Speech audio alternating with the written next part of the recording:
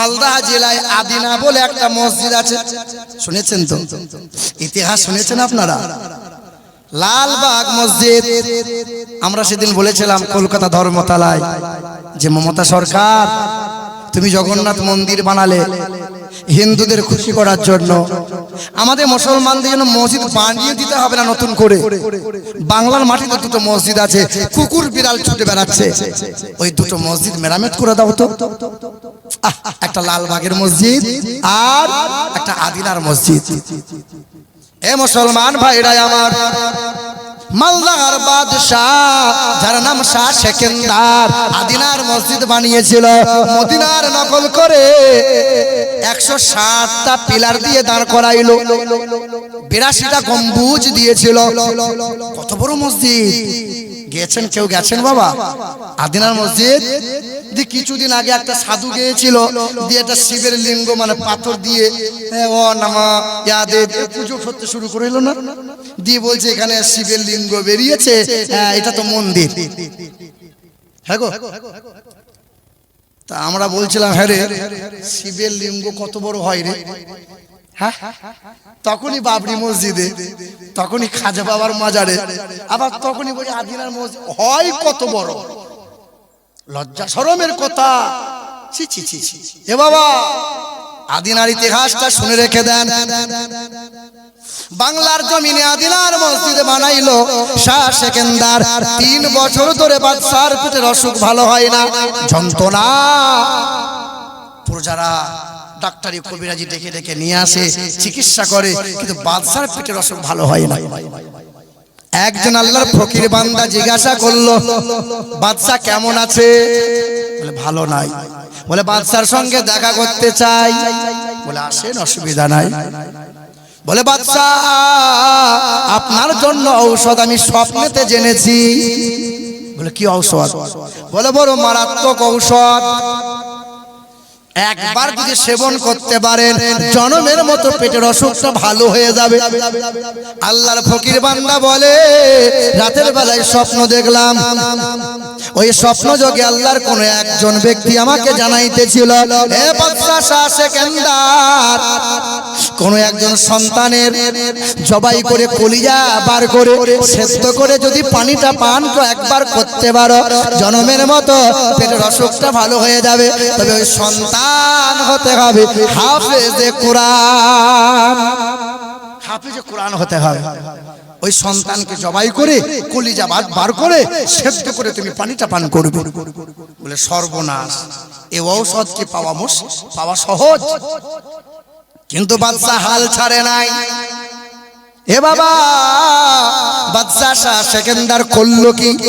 মুর্শিদাবাদে প্রজা পাঠিয়েছিল 4 জনকে, দিনাজপুরে পাঠাইলো, দক্ষিণ দিনাজপুরে পাঠাইলো, কোচবিহার জলপাইগুড়ি পাঠাইলো, জেলায় জেলায় প্রজা পাঠাইলো।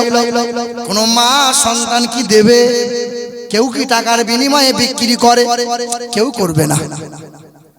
এ মুসলমান, এ মুসলমান বাবাজিরা ভাইরা আমার, ওপার বাংলা, বাংলাদেশে পাবনা বলে একটা জেলা আছে, শুনেছেন না?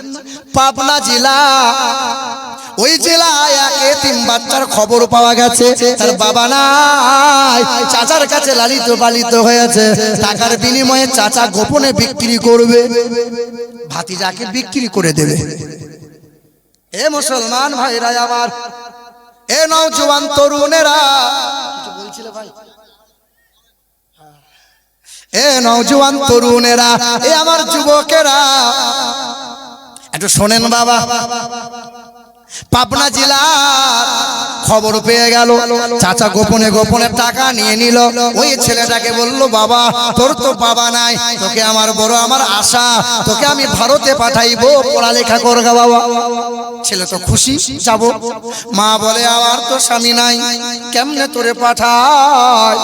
ছেলে লেখাপড়া করবে, মা জানে না, ছেলেও জানে না, অর্থের বিনিময়ে চাচা ছেলেকে বিক্রি করে দিয়েছে। প্রজা ধরে নিয়ে চলে এলো মালদা। বাদশা শাহ সেকেন্দারের কাছে হাজির করে দিল। ছেলে হাফেজে কোরআন, ছেলেকে ঘরে বন্দি করে দিল।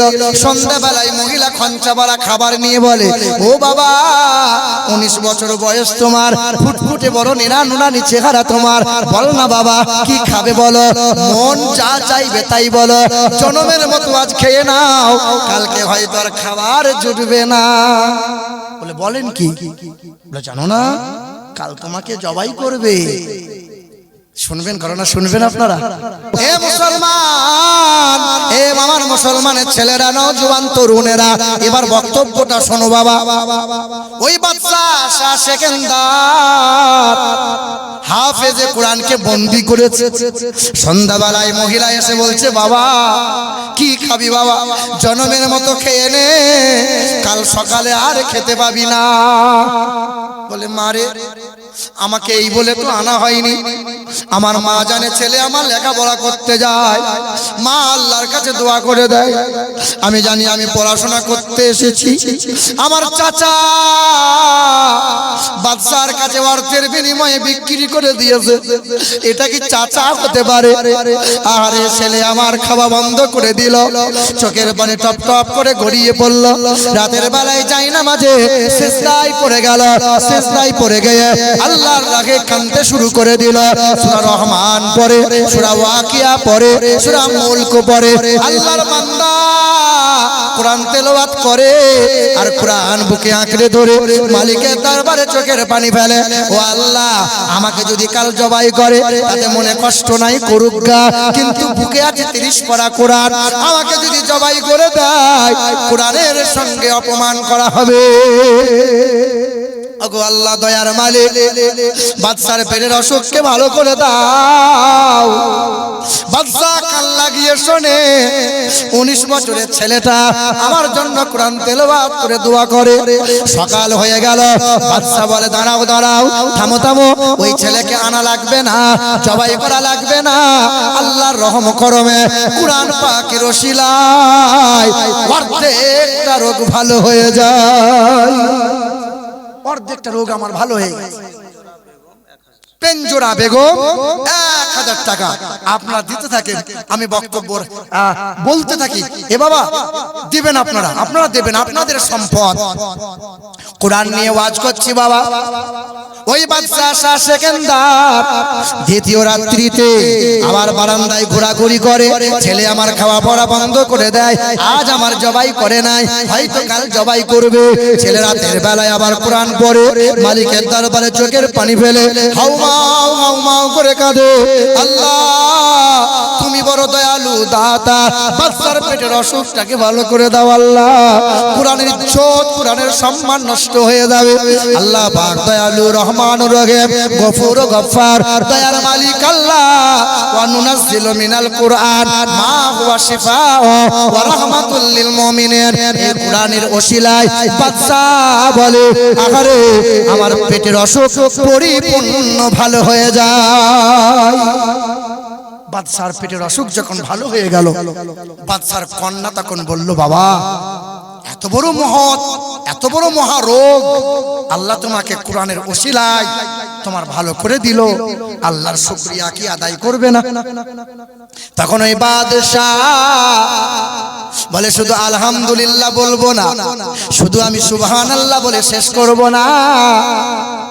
ওই জাতীয় সড়কের পাশে ফাঁকা ময়দানে শাহ সেকেন্দার বানাইলো মদিনার নকল করে 82টা গম্বুজ দিয়ে 260টা পিলার দাঁড় করিয়ে আদিনার মসজিদ। আর যে ছেলেকে জবাই করার জন্য নিয়ে এলো বাবা বাদশা শাহ সেকেন্দার, ওই ছেলেকে কন্যার সঙ্গে বিবাহ দিয়ে দিল, জামাই বানিয়ে নিল। আর বাদশা আসন ছেড়ে দিয়ে হাফেজে কোরআনকে বাদশাহিত্ব দিয়ে দিল, কোরআনের সম্মান। এ মুসলমান বাবাজিরা ভাইরা আমার, বলেন তো বাপ, এই কোরআন পৃথিবীর দুশমনেরা মসজিদগুলো ভেঙে দিচ্ছে, মাদ্রাসাগুলো গুঁড়িয়ে দিচ্ছে। এই কোরআন যদি নিশানা মুছতে চায়, পৃথিবীর সব কোরআন যদি এক জায়গায় জড়ো করে আগুনে পুড়িয়ে দেয়, কোরআন কি পৃথিবী থেকে মুছে যাবে বাবা? পৃথিবীর সব কোরআন যদি নদীতে ভাসিয়ে দেয়, কোরআন হারাবে? যদি আগুন লেগে ধ্বংস হয়, যদি আগুন লেগে ধ্বংস হয় পৃথিবীর সব বইয়ের দোকান, আরে বিশ্ব থেকে হারাবে না পবিত্র কোরআন। বলো কেমন করে করবে ধ্বংস, বলো কেমন করে করবে ধ্বংস তোমার আগুনের তেজ। আর বিশ্বে ভরা লক্ষ লক্ষ আছে কোরআনের হাফেজ। কোরআন কেউ হারাতে পারবে?